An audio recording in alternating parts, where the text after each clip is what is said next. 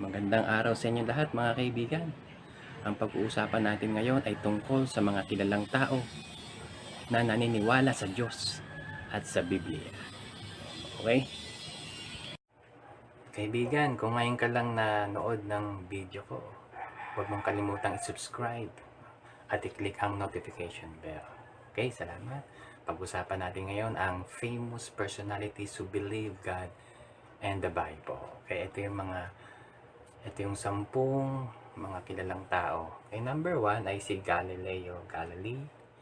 Tapos si King James. Pangatlo si George Washington. Pang-apat si Abraham Lincoln. Mga presidente ito ng US. And pang-5 si Ulysses Grant. Pang-6 si William Colgate. Businessman na to. Number 7 si Jose Rizal. Number 8, Albert Einstein, scientist. Number 9, Rodrigo Duterte, our very own president. And lastly, Manny Pacquiao. Ang unang pag-uusapan natin ay si Galileo Galilei, isang scientist. Pinanganak February 15, 1564, namatay January 8, 1642. Okay? Ito ay Italian scientist na siya ay kilala sa kanyang discovery sa pamamagitan ng kanyang telescope. Nakita niya yung 4 na malalaking buwan ng Jupiter, the 4 massive moons of Jupiter, known as the Galilean moons. Okay?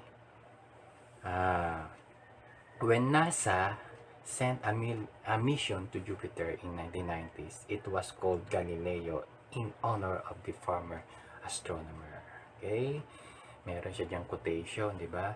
Naniniwala siya na ang Biblia ay naglalaman ng mga scientific truths. Okay? Masulat siya. King James. Okay? June 19, 1566. March 27, 1625, no? Si King James, ang buong pangalan niya ay James Charles Stuart, become king and rules over England and Scotland. He's the first of the Stuart family to rule, no? Stuart ang apelyido, pero King James ang first name ang ginamit. Okay? Siya ang hari ng Great Britain, di ba? 4 na bansa ngayon yun, kasama yung Wales at saka yung Ireland. Okay? Nakilala siya dahil siya ay inutos niya na mag-translate ng Bible, yung tinatawag na authorized King James Version, no? Itong Bible ko, pero itim siya, no? Hindi kita. So, meron pa ako isang Bible dito. Kaso, opposite yung image sa sa camera ng cellphone. Mabasa mo dyan kahit pabaliktad dyan. Authorized King James Version of the Bible. Ayan ang gamit ko, no? Yan yung pinalimbag ni King James, kaya siya kilala. Okay? Dun sa Western Europe. Okay, next. Ito yung presidente ng unang presidente ng USA, George Washington. Okay? Siya ay pinanganak February 22, 1732, namatay December 14, 1799. Okay? First President of the United States, dati siyang Commander-in-Chief of the Continental Army during the American Revolution War noong 1775 hanggang 1783. Okay? Okay? Nag-serve siya ng 2 terms bilang presidente. Si George Washington, yan, nakasulat yung kanyang yung quotation niya na siya ay nagbabasa ng Bible, anak siya ng Diyos. Okay? Sumunod si Abraham Lincoln. Itong si Abraham Lincoln ay pinanganak February 12, 1809 at siya ay namatay April 15, 1865. He is known primarily for his leadership during the American Civil War, 1861 to 1865. Bali, siya, 16th President of the United States. Okay? Nakilala siya dahil sa pag-sign niya ng Emancipation Proclamation an executive order changing the legal status of slaves to free, no? Kaya mahal na mahal siya ng mga black Americans. Dahil sa kanya nagkaroon ng pantay-pantay na pagtingin within black and white Americans. Okay? Next, Ulysses S. Grant. Okay? Si Ulysses S. Grant, an 18th President ng United States. Okay? Pinanganak April 27, 1822, July 20, hanggang siya ay namatay July 23, 1885. Okay? Commanding General siya. He led the Union armies to victory over the Confederacy in the American Civil War. Okay? Grant was later elected 18th President of the United States and working to implement Congregational Reconstitution and to remove the vestiges of slavery. Pinagpatuloy ni Ulysses Grant yung ginawa ni ni Abraham Lincoln, na kung saan naging malaya yung mga Amerikanong itim. Okay? Sa picture makikita nyo dyan si Abraham Lincoln, tapos may black American dyan sa gitna, at si Ulysses Grant. Okay? Ito ay kinopya ko sa YouTube, no? Video to ng YouTube. Last July 2020, no? Last month lang, na kung saan itong Amerikanong ito galit na galit sa kapwa niya Amerikano na mga black. Kasi sa panahon malapit na election ngayon sa US, di ba? Sa sa November 3 yata, no? Na kung saan maraming mga black Americans na sinira, giniba yung yung monumento nitong dalawang taong to, no? Si Abraham Lincoln doon sa Texas, Massachusetts, binagsak nila. Tapos pangalawa itong kay Ulysses Grant sa sa San Francisco, California, binagsak nila. Kaya galit na galit tong Amerikanong to, no? Black American, kasi hindi nila alam yung history ng dalawang taong to, na kung saan ang mga Black American ay nagkaroon ng kalayaan dahil sa dalawang taong ito. Yan. Yung mapanood nyo rin yan sa YouTube. Nandyan yung yung title. Hindi ko na masyadong masyadong na maliit. Okay? William Colgate, born January 25, 1783 and died March 25, 1857. Okay? Businessman to, no? Kita naman niya kung ano yung product na manufacture niya. Si William Colgate ay 5 years old when George Washington became President of the United States. Okay? Mahirap lang yung buhay ni William. Okay? At ang tatay niya, sabi sa kanya, lumabas ka na, umalis ka na dito kasi hindi na kitang kayang buhay. Ganun kahirap yung tatay niya. Na yung even na anak niya pinapaalis niya. Okay? So si William sumakay ng barko. Sumakay siya ng barko na yung barkong sinakyan niya, kakilala niya. At tong kapitan ng barko nakausap siya, no? "Oh William, kamusta ka na?" Sabi, no? "Saan ka pupunta?" "Hindi ko po alam sabi nga. Sabi rito "O sige, pagpe-pray kita. Pero ano bang skill mo?" "Wala po akong skill. Ang alam ko lang gumawa ng sabon at saka ng kandila." "O sige, magpe-pray tayo, pagpe-pray kita." Pinag-pray siya ng kapitan. Yung kapitan kasi Kristiyano to, no?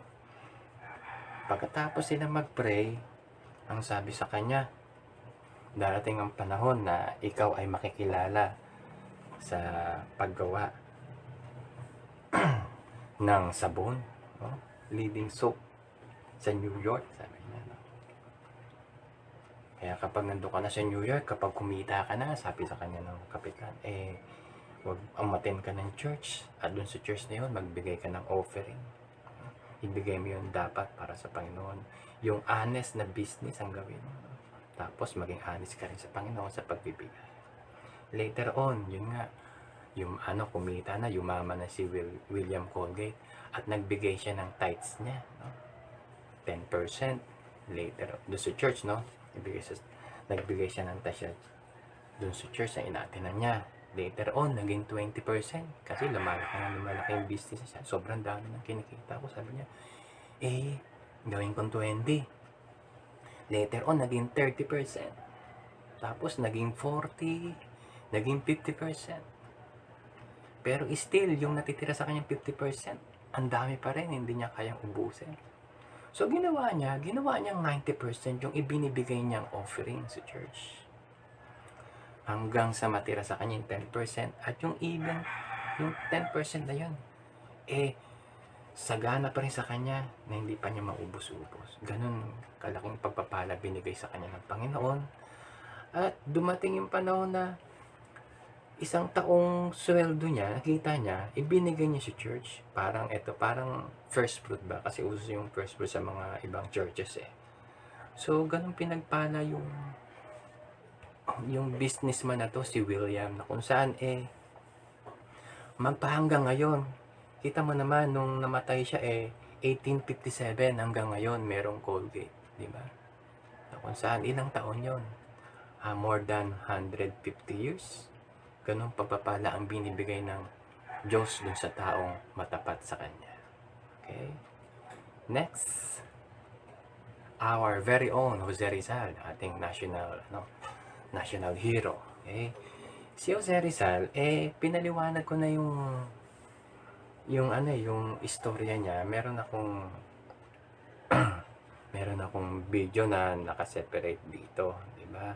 Na ang title Did You Know That Jose Rizal Read the Bible? Sana panoorin nyo para malaman nyo, okay, yung para kay Rizal. Kaya skip ko na to, meron na kasi ako na to, no? Okay, number 8 ay si Einstein, Albert Einstein, scientist, no? Siya ay pinanganak March 14, 1879 at namatay April 18, 1955. Okay? Sabi niya, the more I study science, the more I believe in God. Okay? So, naniniwala siya sa Diyos. Okay? Shortcut na lang natin. Nakilala siya sa kanyang formula, no? Yung E is equal to mc squared, which states that the energy and mass or matter are the same thing, just in different form. Kaya yung formula na yan, E equals mc squared. Okay. He also known sa kanyang discovery na photoelectric effect. Okay. Okay. Nananalo to ng Nobel Prize, the physics in 1921. Okay. So Einstein developed also the theory of special and general relativity. Okay? Na kung saan dito niya na-form yung yung nuclear power, no? Yung formula ng nuclear power, di ba? Nung 1933, nung si Adolf Hitler ay namamayagpag sa kanyang kapangyarihan, nasa German siya, kasi German to si no? German to si Einstein Okay? Umalis siya doon, syempre baka matsugi siya ni ni Adolf Hitler pumunta siya ng US. Okay? At naging professor siya doon sa US, professor ng theoretical physics at doon sa Princeton. Okay? Naging US citizen siya doon. So, kung naalala nyo yung nung World War II na kung saan ang Amerika ay nag-sample ng atomic bomb, no? Nanggaling sa formula niya yun kung saan yung atomic bomb na yun binagsak dun sa Japan, di ba? Dun sa Hiroshima at saka dun sa Nagasaki. Okay? Pero pagdating sa sa Bible, medyo hindi maganda yung comment niya. Sabi niya sa Bible pangbata lang daw ito. Nababasa yung pangbata, fairy tales. Although naniniwala sa Diyos. Okay? So, much more from that. Punta tayo kay Rodrigo Duterte, our president. Okay? Si Duterte, yan, hawak niya yung Bible. Okay? 3 pictures siya ni Duterte. Yung isa ay January 5, 2017 na kung saan dineclare niya yung January as Bible Month. Okay? Yung number 2 picture, video to no? Yung conference siguro na inatinan niya na may dated na June 22, 2018. Dito, sinabi niya na yung that stupid God, nabanggit niya yan sa kanyang sa kanyang speech na kung saan dito parang yung ibang bumabati ko sa kanya, grabe to si Duterte, tinitira daw pati Diyos, no? Actually, sinabi niya yan, he's referring dun sa napag-aralan niya patungkol dun sa catechism. Yung catechism is different from the Bible. Iba yung Bible sa catechism, iba yung turo ng Bible kung sino ang Diyos, iba din yung turo ng catechism. Okay? May mga sablay. Siguro napanood niyo yung video ni Duterte, tinutukoy nito yung patungkol dun sa nang si Eva at Adan ay nagkasala, na kinain daw yung apple. Actually, sa Bible, hindi naman apple yun Yan ay prutas ng kaalaman tungkol sa mabuti at masama. Okay? At pagkatapos, nabanggit niyo yung that stupid God because he does not know who really the true and living God of the Bible. Okay?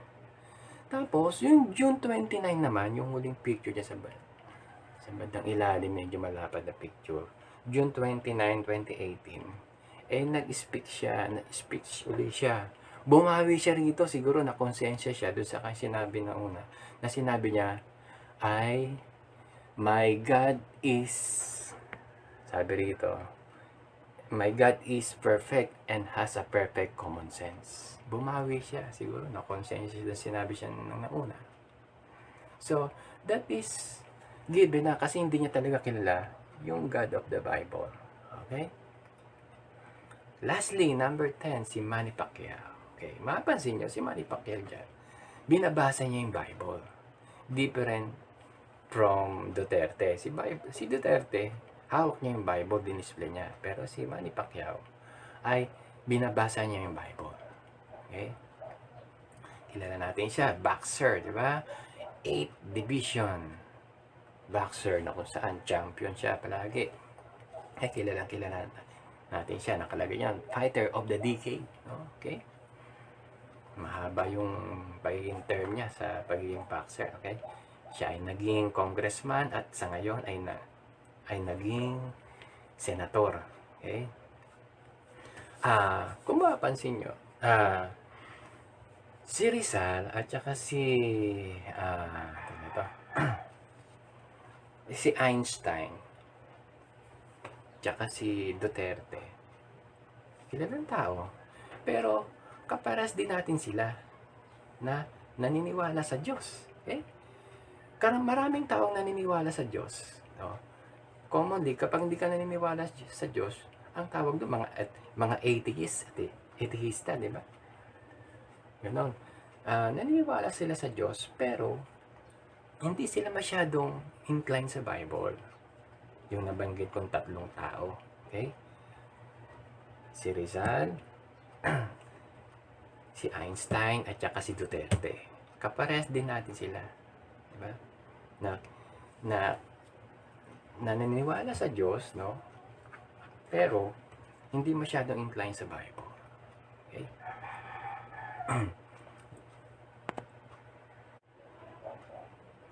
Famous personalities who believe God and the Bible. Okay? Yung nabanggit ko na pare-parehas lang tayo ni Rizal, ni Einstein, at saka ni Duterte. No? Commonly, halos maraming tao naniniwala sa Diyos. Pero, ang pinapoint out ko na dapat makilala natin ang tunay na Diyos galing sa Biblia. Okay? Na kung saan, ano yung mapapala natin kung tama yung ating pagkakilala sa Diyos. Okay? Sa John chapter 17 verse 3, ito yung sinasabi ng Bible. Okay? And this is life eternal, that they might know thee, the only true God, and Jesus whom thou hast sent. Okay? Yan yung sinabi ni Kristo nung siya ay nanalangin doon sa Getsemane bago siya arestuhin nung gabing iyon. Okay? Na kung saan dineclare niya dito na dapat nating makilala ang tunay na Diyos. Kasi maraming tao na nakakaalam ng nakakilala sa Diyos, pero hindi nila kilala yung tunay na Diyos. Katulad nung sa no? Ibang religion, naniniwala din sila sa Diyos, katulad ng mga Muslim, di ba? Ang pagkakilala na sa Diyos nila, si Allah. Iba yung Allah sa sinasabi ng Diyos ng Biblia. So, yun ang pinupoint ko na dapat, kung kilala natin ang Diyos, kilala natin siya sa tamang paraan na nanggagaling sa Biblia na salita ng Diyos. Okay? Na kung saan sinasabi ng Bible na kapag nakilala mo ang tunay na Diyos, makakasumpong ka ng kaligtasan ng buhay na walang hanggan. At yan ay nanggagaling kay Kristo Jesus na sinasabi dyan doon sa verse na binasa natin. Ulitin ko, John 17 verse 3, and this is life eternal, that they may know thee, the only true God, and Jesus Christ whom thou hast sent.